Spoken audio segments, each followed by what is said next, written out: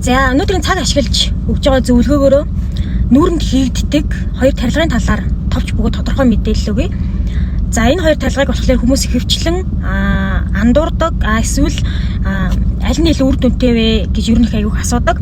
За энэ хоёр тарилгын маань болохоор нэг нь ботокс тарилга, нэг нь нүүрэнд хийгддэг филлер тарилгын талаар товчхон мэдээлэл өгье. За хүмүүс болохоор ихэвчлэн гэсэн үг байхгүй ботоксыг хийх үү, филлерийг хийх үү гэж аяух асуудаг.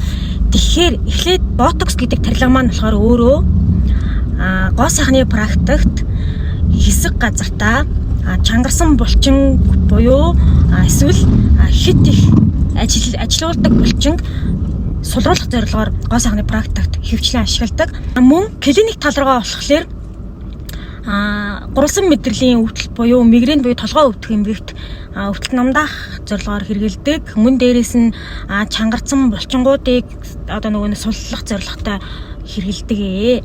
За гоо сайхны практикт ихэвчлэн нүүрний мимик их үүсгдэг булчингууд буюу хөмсөг зангидагч булчин, дух өргөдөг духны хөндлөн булчин, за энэхээр ингээ гадаг нүдний гадна талын цацраг өвчлөөсний булчин, мөн дээрээс нь энэ V-line үүсгэх зорилготой зажлуурын булчин ихэвчлэн хийгддэг байна. Харин филлер тарилга буюу дүүргэгч тарилга нь ихэвчлэн хамар өндөрлөх, за уруулыг дүүргэж бомбойлгох, мөн хамар уруулын гурвалжингийн энэ нуглаасыг дүүргэх, мөн шаардлагатай тохиолдолд хацрын энэ хонхрыг дүүргэх, шанаа дүүргэх, духыг бондоолгох, эрүүг урагшлуулах гэх мэтчлэн ямарваа нэгэн газар дүүргэгч бодисыг тарих шаардлагатай үед филлер тарилгыг бол хэрэгэлдэг гэсэн үг. Тэгэхээр энэ хоёр тарилга маань хоёр өөр зорилгоор, хоёр өөр заалтаар өөр газруудад ингэж хийгддгээр ялгаатай байх нэ. Шаал хоёр өөр тарилга гэсэн үг.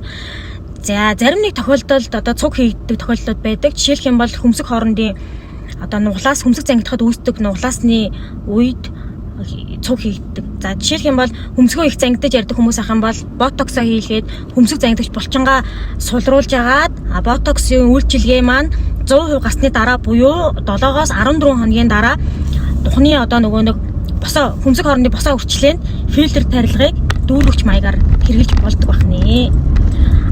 Нэг өдөр шууд хоёулын зэрэг хийчихээр хөмсөг зангидагч булчингаа сулруулаагүй байж байгаа филлер хийчихээр бас филлер маань ийш тийшээ хөдлөх гээд байдаг бас эрсдэл байдаг. Тэгэхээр эмчтэй сайн үзүүлээд эмчээсээ сайн зөвлөгөөгөө авч агаад хаана ямар тарилгаа яаж хийх вэ гэдгээ